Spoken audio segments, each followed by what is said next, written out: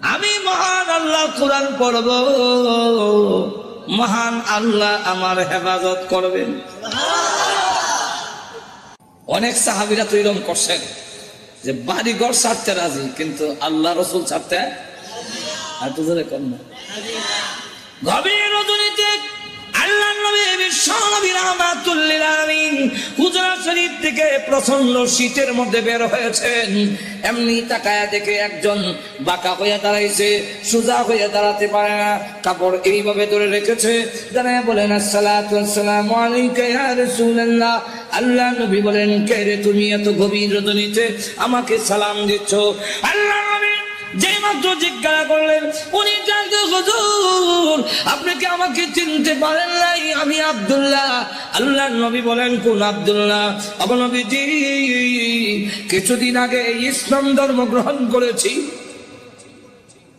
আমার নাম ছিল আব্দুল উজ্জা, আমি আপনার নামটা পরিবর্তন করে আব্দুল্লাহ রেখেছেন, আমি সেই আব্দুল্লাহ। বলেন, আমার আব্দুল্লাহ তো ধনী বাপ চাচা, তার বাপ চাচা ধনী ব্যবসায়ী ছেলে, সকাল বিকাল কাপড় পরিবর্তন করে আসতো। আজকে তো দেখা যায় গায়ে কাপড় নাই, একটা কাপড়ের টুকরা পরিধান করা, সোজা হয়ে দাঁড়াতে পারে না, তার লজ্জাস্থান খালি হয়ে যায়, হাত দিয়ে ধরে রাখছে কোন রকমে কাপড়ের টুকরা। আল্লাহ নবী বলেন, আমার আব্দুল্লাহর এই অবস্থা কেন? শীতের মধ্যে টর করে কাঁপতেছে, কিন্তু কোনো কথা বলে না, কোনো ডাক দেয় না। নবী গো, অপেক্ষায় বসে আছি, কোন সময় আপনি বের হবেন। আপনার নুরানি চেহারা যদি এক নজর দেখতে পারি, তাহলে আমার অন্তরে আর কোনো দুঃখ থাকবে না। আল্লাহ নবী বলেন, কি হলো তোমার এই অবস্থা কেন? আব্দুল্লাহ, আপনার দরবারে কেন আসা যাওয়া করি?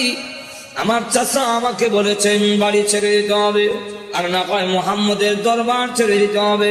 নবী গো, আমি ঘোষণা দিয়েছি, প্রয়োজন বুঝে আপনার বাড়ি কেন তামা পৃথিবী ছেড়ে দিতে পারি, কিন্তু একটি মুহূর্তের জন্য বিশ্ব নবীর দরবার আমি ছাড়তে পারবো না।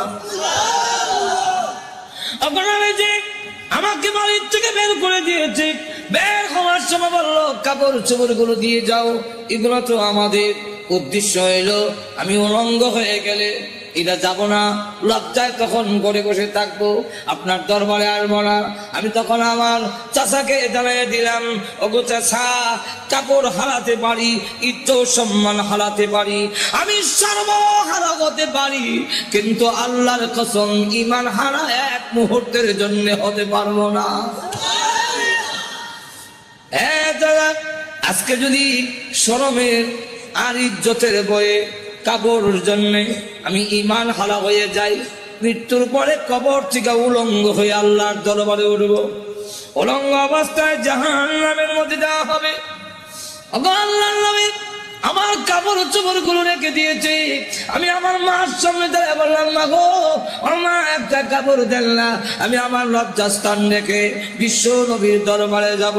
ওগো মা, একটা নজর যদি আল্লাহর নবীকে দেখতে পারি, তাহলে আমার মনে আর কোনো ব্যথা থাকবে না।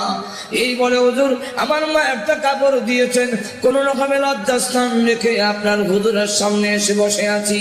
কোন সময় আপনি বের হবেন, আপনার চেহারা মুবারক একটা নজর দেখার জন্য বসে আছি।